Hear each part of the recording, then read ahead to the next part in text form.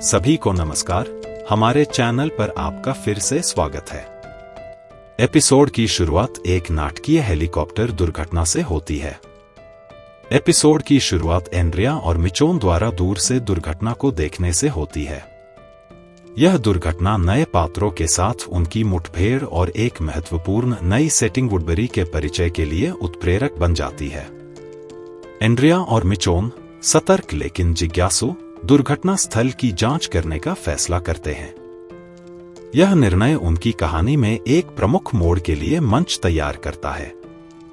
जैसे ही वे मलबे के पास पहुंचते हैं, वे देखते हैं कि लोगों का एक समूह पहले से ही साइट पर सफाई कर रहा है।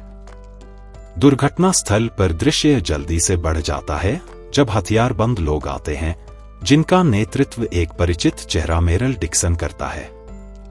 मेरले, जिसे आखिरी बार सीजन 1 में देखा गया था, बच गया है और अब एक बड़े समूह का हिस्सा लगता है। उसका पुनः परिचय एक झटका है, खासकर एंड्रिया के लिए, जिसने उसे आखिरी बार अटलांटा में छत पर देखा था। मेरले की वापसी तुरंत तनाव बढ़ाती है। वह एंड्रिया और मिचोन को पकड़ लेता है, जो संख्या में कम और हथियारों में कम है। मरले की मौजूदगी डर और अपनेपन का मिश्रण लेकर आती है, खास तौर पर एंड्रिया के लिए, जो बीमारी और थकान से जूझ रही है। एंड्रिया और मिचोन को वुडबरी नामक एक किलेबंद शहर में ले जाया जाता है, जहां उनकी मुलाकात एक करिश्माई और दयालु नेता से होती है, जिसे केवल गवर्नर के नाम से जाना जाता है। वुडबरी का परिचय इसकी दीवारों के बाहर क्रूर और अराजक दुनिया के विपरीत है। डेविड मॉरिसे द्वारा अभिनीत गवर्नर आकर्षण और अधिकार का परिचय देता है। वह एंड्रिया और मिचोन का वुडबरी में स्वागत करता है, उन्हें चिकित्सा देखभाल, भोजन और आश्रय प्रदान करता है। शहर एक सुरक्षित आश्रय स्थल प्रतीत होता है, जिसमें एक कार्यशील समुदाय है, जिसमें बगीचे, घर और सुरक्षा सुनिश्चित करने वाले सशस्त्र गार्ड हैं।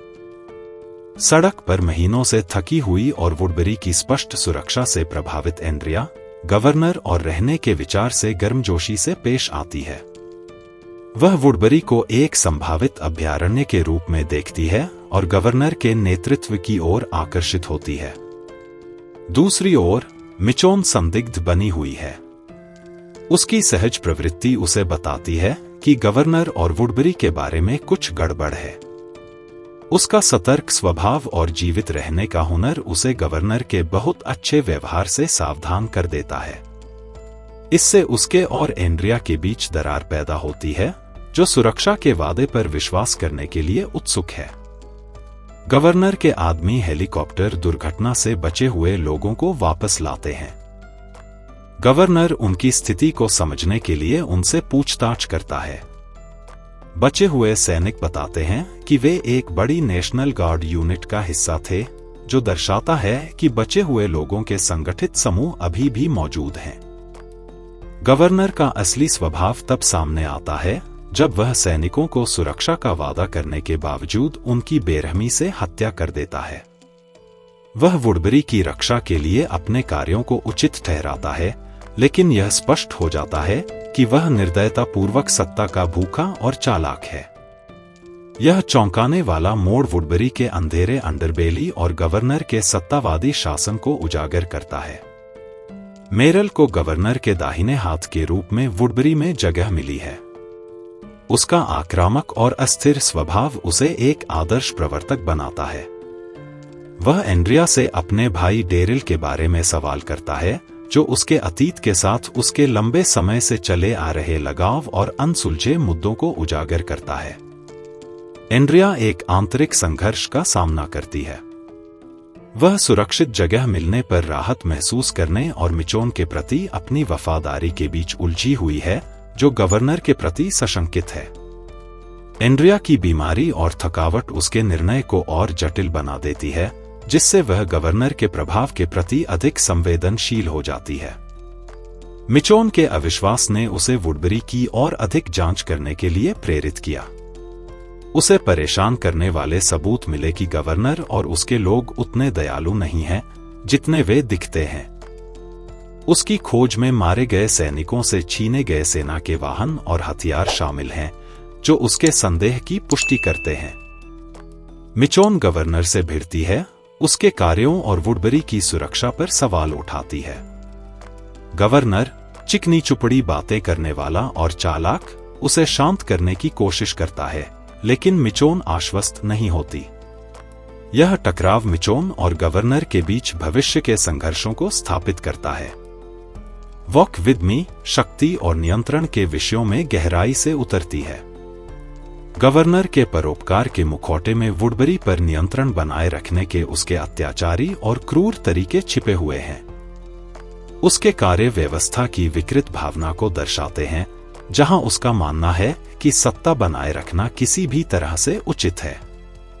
एपिसोड में गवर्नर के नेतृत्व की तुलना रिक के नेतृत्व से भी की गई है। जहां रिक का समूह अस्तित्व और नैतिक दुविधाओं से जूझ रहा है, वहीं वुडबरी में गवर्नर का तानाशाही शासन भय और हिंसा के माध्यम से व्यवस्था की झलक प्रदान करता है। यह तुलना इस बारे में सवाल उठाती है कि सर्वनाशकारी दुनिया में किस तरह का नेतृत्व आवश्यक है। एंड्रिया और मिचोन के बीच की गतिशीलता एक केंद्रीय फोकस है। वुडबरी पर उनके अलग अलग विचार उनके रिश्ते को खराब करते हैं। एंड्रिया की सुरक्षा और आराम की इच्छा मिचोन की अस्तित्व की प्रवृत्ति और संदेह के साथ संघर्ष करती है। यह तनाव उन कठिन विकल्पों को उजागर करता है जो उत्तरजीवियों को करने होते हैं और उनके कठोर वास्तविकता में उत्पन्न होने वाले विश्वास के मुद्दे। अपनी बीमारी और थकान के कारण एंड्रिया की भेद्यता उसे गवर्नर पर अधिक भरोसा करने के लिए इच्छुक बनाती है। वह अथक कठिनाई के बाद स्थिरता चाहती है। वह जो कुछ भी सहती है। यह भेद्यता उसके निर्णयों और गलत व्यक्ति पर भरोसा करने के संभावित परिणामों को समझने में एक महत्वपूर्ण बिंदु है। एंड्रिया के गवर्नर की ओर आकर्षित होने के साथ ही मिचोन का अलगाव बढ़ता जाता है। एंड्रिया को उन खतरों के बारे में समझाने में असमर्थता के कारण उसका अलगाव की भावना और भी बढ़ जाती है, जिन्हें वह महसूस करती है। यह अलगाव व्यक्तिगत बनाम समूह अस्तित्व रणनीतियों के व्यापक विषय को दर्शाता है। वॉक विद मी भविष्य के संघर्षों के लिए मंच तैयार करता है।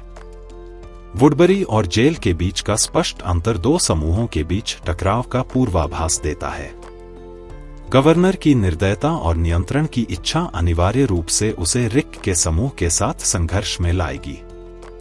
इस एपिसोड में बोए गए अविश्वास के बीज बढ़ेंगे, जिससे महत्वपूर्ण टकराव होंगे। मिचोन का अटूट संदेह और गवर्नर के सत्तावादी तरीके टकराव की राह पर हैं। एंड्रिया का आंतरिक संघर्ष और अंतिम निर्णय सामने आने वाले नाटक में महत्वपूर्ण भूमिका निभाएंगे। गवर्नर का परिचय एक जटिल प्रतिपक्षी को चित्रित करने में एक मास्टर क्लास है।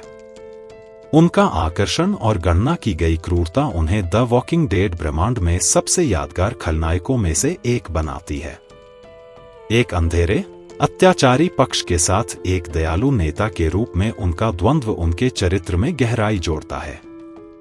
मेरल की वापसी निरंतरता प्रदान करती है और कथा को गहरा करती है।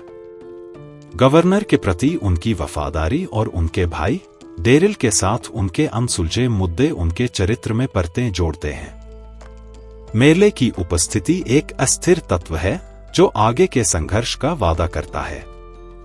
एंड्रिया के चरित्र को उसकी भेद्यता और सुरक्षा की लालसा के माध्यम से खोजा गया है, जबकि मिचोन के दृढ़ संदेह और अस्तित्व की प्रवृत्ति को उजागर किया गया है। वुडबरी के प्रति उनकी अलग अलग प्रतिक्रियाएं उनके विपरीत विश्व दृष्टि को रेखांकित करती हैं और भविष्य के चरित्र चाप को स्थापित करती हैं। एपिसोड विश्वास और धोखे के विषयों की खोज करता है। गवर्नर की चालाकीपूर्ण रणनीति और वुडबरी की सुरक्षा का दिखावा इसके प्रमुख उदाहरण हैं। पात्रों को जीवित रहने के लिए इन धोखे से बचना चाहिए, जो इस दुनिया में विश्वास की अनिश्चितता को दर्शाता है। शक्ति की गतिशीलता एक केंद्रीय विषय है। गवर्नर का अधिनायकवादी शासन रिक के अधिक लोकतांत्रिक नेतृत्व के विपरीत है, जो सर्वनाश के बाद के समाज में सत्ता और नियंत्रण की प्रकृति के बारे में सवाल उठाता है। अस्तित्व और नैतिकता एक दूसरे से जुड़े हुए हैं। वुडबरी की सुरक्षा सुनिश्चित करने के लिए गवर्नर की निर्मम कार्रवाई पारंपरिक नैतिक सीमाओं को चुनौती देती है, जिससे दर्शक यह विचार करने के लिए प्रेरित होते हैं कि अस्तित्व के लिए कौन से बलिदान स्वीकार्य हैं। वुडबरी और जेल के बीच का अंतर, एंड्रिया और मिचोन के बीच जटिल गतिशीलता और गवर्नर की असली प्रकृति का अनावरण भविष्य के तीव्र संघर्षों के लिए मंच तैयार करता है। The walking dead season 3 episode 3 walk with me के बारे में हमारा विश्लेषण बस इतना ही है। आपको गवर्नर का परिचय कैसा लगा? क्या आप उस पर भरोसा करते हैं या आप मिचोन के संदेह के साथ हैं? हमें नीचे टिप्पणियों में बताएं। अगर आपको यह वीडियो पसंद आया तो कृपया इसे पसंद करें और अधिक विस्तृत एपिसोड विश्लेषण के लिए सदस्यता लेना न भूलें। देखने के लिए धन्यवाद और हम आपको अगले वीडियो में देखेंगे।